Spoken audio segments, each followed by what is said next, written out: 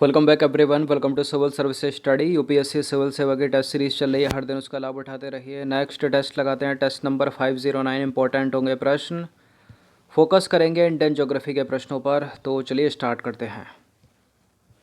तो question number 1 है, भारत में परिवहन के संदर्भ में निम्नलिखित कथनों पर विचार करना। 3 स्टेटमेंट है यहाँ पर, बताना कि इनमें से कौन सा करेक्ट है। पहला स्टेटमेंट है, देश के पहले 6 लेन एक्सप्रेस हाईवे का निर्माण मुंबई पुणे के मध्य किया गया और वर्तमान में भारत का सबसे लंबा राष्ट्रीय राजमार्ग श्रीनगर से कन्याकुमारी तक विस्तारित है और सबसे छोटा राष्ट्रीय राजमार्ग 47A है, नेशनल हाईवे नंबर 47 है। बताइए इनमें से कौन सा करेक्ट है। एक ऑप्शन ये भी है कि उपरोक्त में से कोई भी सही नहीं है, लेकिन डी तो है नहीं इसका आंसर, क्योंकि सही है इसमें।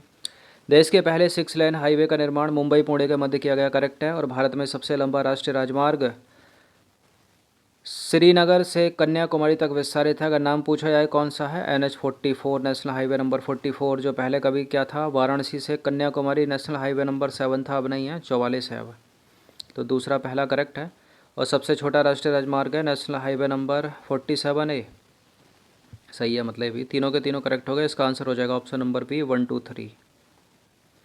तो देखिए उपरोक्त सारे के सारे सत्य हैं। मुंबई पुणे हाईवे देश का पहला 6 लेन एक्सप्रेस हाईवे है।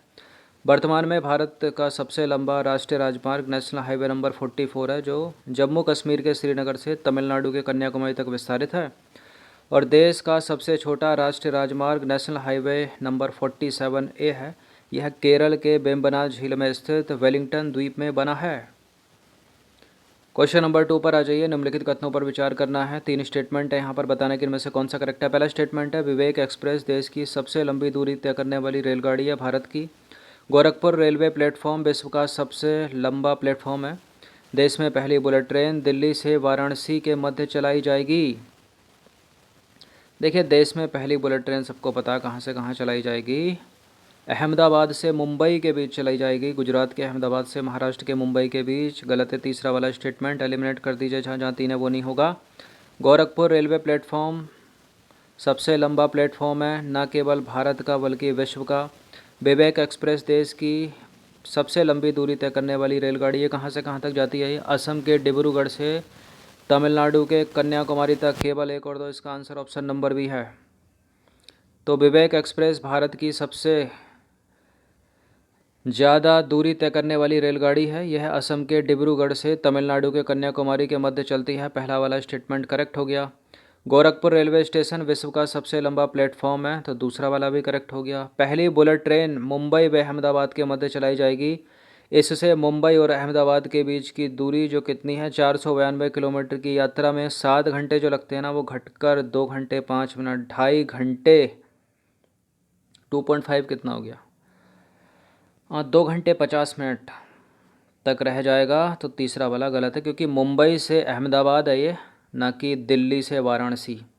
दिल्ली से वाराणसी है ट्रेन 18। क्वेश्चन नंबर 3 पर आ जाइए। कोंकण रेलवे की सर्वाधिक लंबाई किस राज्य में है। इंपॉर्टेंट है प्रश्न। गोवा, महाराष्ट्र, कर्नाटक या केरल। कोंकण रेलवे की सर्वाधिक लंबाई है महाराष्ट्र में, इसके बाद कर्नाटक, फिर केरल। तो देखिए कोंकण रेलवे की सर्वाधिक लंबाई महाराष्ट्र में है, उसके बाद क्रमशः कर्नाटक में, उसके बाद है गोवा में, सॉरी केरल में नहीं है, गोवा में इसकी लंबाई मिलती है। और इसका मुख्यालय कहाँ पर है, नवी मुंबई में। चेन्नई एक्सप्रेस में देखा होगा आपने। क्वेश्चन नंबर 4 पर आ जाइए। निम्नलिखित में से कौन सही सुमेलित नहीं है। चितरंजन लोकोमोटिव पश्चिम बंगाल के चितरंजन में, रेल कोच फैक्ट्री तमिलनाडु के पेरम्बूर में, डीजल लोकोमोटिव उत्तर प्रदेश के लखनऊ में, रेल पहिया कारखाना बिहार के छपरा में। बताइए कौन सा सही नहीं है। देखिए चितरंजन लोकोमोटिव पश्चिम बंगाल के चितरंजन में करेक्ट है। रेल कोच फैक्ट्री तमिलनाडु के पेरम्बूर में करेक्ट है। रेल पहिया कारखाना बिहार के छपरा में करेक्ट है। लेकिन डीजल लोकोमोटिव उत्तर प्रदेश के वाराणसी में है, लखनऊ में नहीं है। तो Chittaranjan locomotive Chittaranjan Paschim Bangal, rail coach factory Perambur Tamil Nadu, diesel locomotive Varanasi Uttar Pradesh में, न कि लखनऊ उत्तर प्रदेश, रेल पहिया कारखाना बिहार के छपरा। क्वेश्चन नंबर 5 पर आ जाइए। अंतर्देशीय जलमार्ग प्राधिकरण का मुख्यालय कहाँ है। अंतर्देशीय जलमार्ग प्राधिकरण का मुख्यालय है नोएडा में, इसका आंसर हो जाएगा option number A.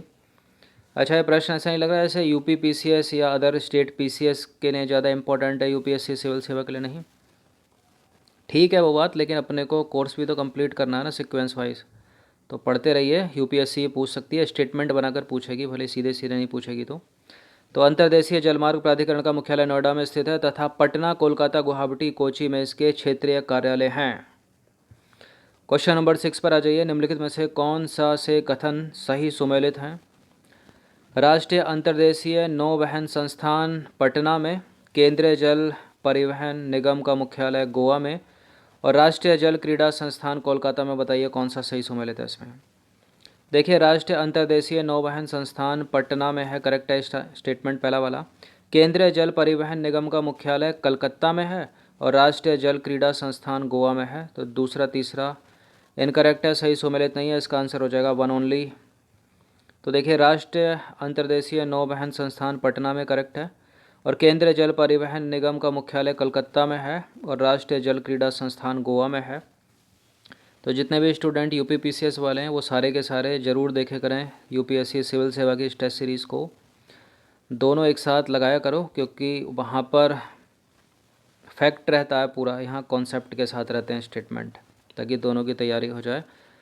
Question number 7 पर आ जाइए। निम्नलिखित में से कौन सा देश तापी पाइपलाइन परियोजना के भागीदार देश हैं? इनमें से क्या पाकिस्तान है तापी पाइपलाइन में?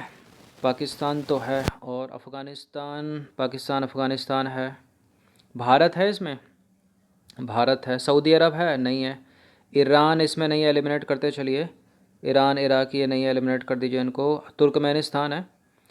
तो मतलब तुर्कमेनिस्तान, टी हो गया A4 हो गया अफ़गानिस्तान, P फॉर पाकिस्तान और तापी का I का इंडिया। तो तापी के अंदर ही चारों देशों के नाम छिपे हैं।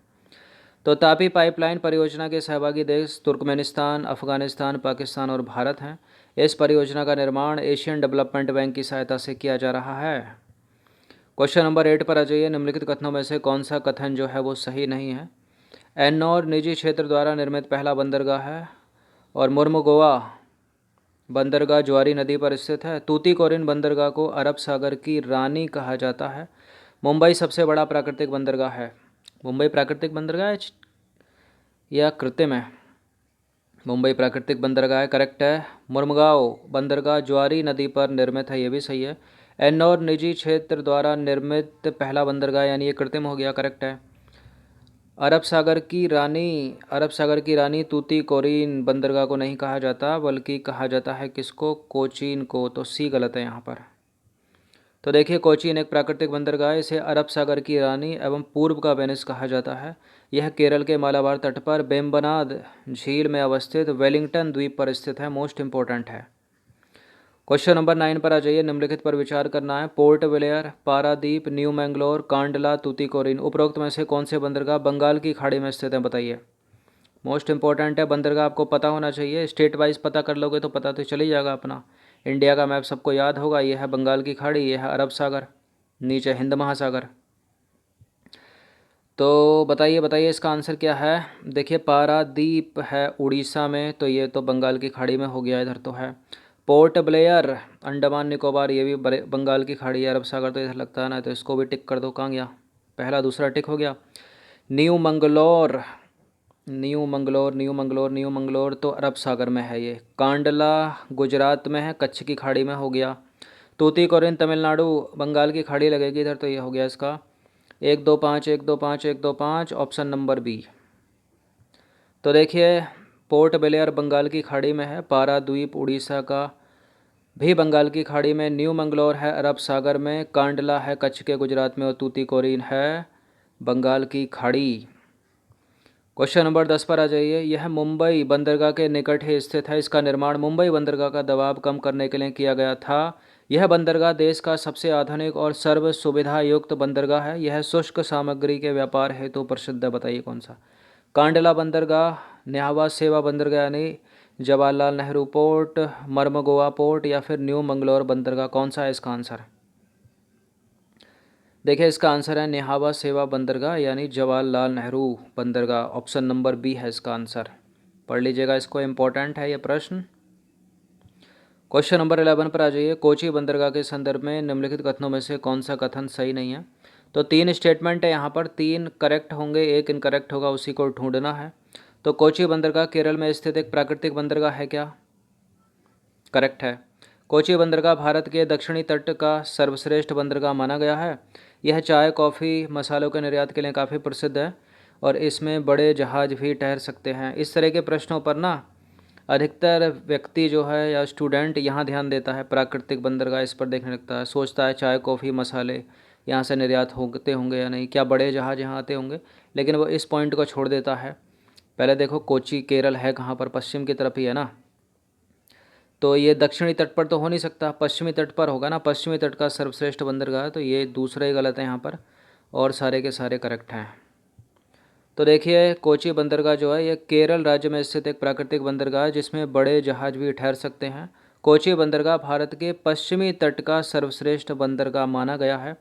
चाय, कॉफ़ी व मसालों के निर्यात के लिए प्रसिद्ध है कोची बंदरगाह। क्वेश्चन नंबर 12 पर आ जाइए। कौन सा बंदरगाह कोलकाता और विशाखापत्तनम बंदरगाह के लगभग बीच में स्थित एक प्राकृतिक बंदरगाह है? तो कोलकाता पश्चिम बंगाल में है, विशाखापत्तनम आंध्र प्रदेश में है। तो बीच में सोच लो, अगर मैप पड़ा होगा इंडिया का तो कौन सा हो सकता है इसमें? कोलकाता, पारादीप, पोर्ट ब्लेयर, कौन सा इसमें? देखिए तूतीकोरिन तो तमिलनाडु में है, वो तो काफ़ी नीचे पड़ जाएगा, एलिमिनेट कर दीजिए। अब कलकत्ता और विशाखापत्तनम के बीच पूछा तो कलकत्ता तो कुछ हो नहीं सकता। पोर्ट ब्लेयर यहाँ अंडमान मिलेगा आपको काफ़ी नीचे की तरफ। पारादीप सही हो जाएगा उड़ीसा का, इसका डी है इसका आंसर।